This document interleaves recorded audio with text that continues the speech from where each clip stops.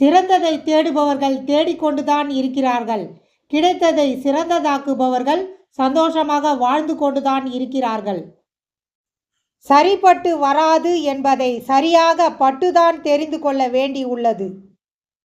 தட்சணை கொடுக்கும் கைகளை விட தானம் கொடுக்கும் கைகளுக்கே இறைவன் தந்து கொண்டே இருப்பார். ஆமை புகுந்த வீடு விளங்காது. கல்லாமை, இயலாமை, முயலாமை ஆகிய இந்த 3 ஆமைகளை தான் இங்கு குறிப்பிடுகின்றனர்.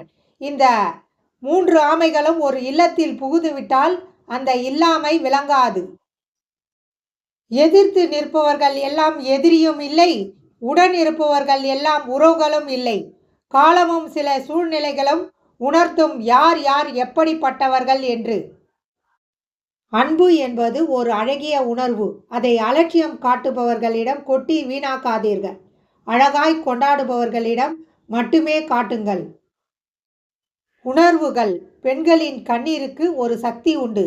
அது உன் வம்சத்துக்கே அழிவை உண்டாக்கும். ஞாபகம் வைத்துக்கொள். பெண்களின் உணர்வுகளோடு விளையாடாதே. சரியான கணவன் அமையாத எல்லா பெண்களின் வாழ்க்கையையும் ஓட்டை விழுந்த படகை போன்றது. பயணிக்கவும் முடியாது, கரை சேரவும் முடியாது. நிழலின் அருமை வெயிலில் தெரியும். உறவின் அருமை பிரிவில் புரியும். தேடப்படாத இடத்தில் தேடி தேடி உறவாடுவதை விட எதுவுமே தேவையில்லை என்று ஒதுங்கி போவதே நல்லது. எதையும் கடந்து செல்லும் மனப்பக்குவம் வேண்டும். அப்பொழுதுதான் இங்கு உனக்காக வாழ்க்கையை நீ வாழ முடியும். ஊருக்காக வாழாதே, உனக்காக வாழ பழகிக்கொள். ஊர் என்பது ரயில் பயணமே. அவரவர் நிறுத்தம் வந்தவுடன் அவரவர் இறங்கிக் கொள்வார்கள். பிறப்பு சான்றிதழ் வாங்குவதில் ஆரம்பிக்கிறது ஒரு தந்தையின் கடமை.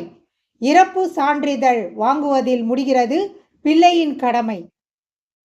வாழ்க்கையில் நடிக்க கற்றுக்கொள். அழ வேண்டிய இடத்தில் அழுகை வரவில்லை என்றாலும் அழு. பிடிக்காத ஒருவர் கண்முன் நின்றாலும் புன்னகைத்திடு. வலிக்கவில்லை என்றாலும் வலித்தது போல் துடி. மனம் உடையவில்லை என்றாலும் உடைந்தது போல் மௌனமாக இரு. சிலரின் மேல் கோபம் இருந்தாலும் அவர்களுடன் சிரித்து பேசு. ஏனெனில் இங்கு எல்லாம் நடிப்புதான். காலம் உண்மையாக இருந்தால் ஒதுக்கி வைக்கப்படுவாய். சுடுகாடு தானேன்னு இலக்காரமா நினைக்காதீங்க. அங்க போறதுக்காக அவன் உயிரையே கொடுக்கிறான். தினமும் ஓய்வில்லாமல் உழைப்பதால் தான் எல்லா இடத்திலும் உயரத்தில் உள்ளது கடிகாரம்.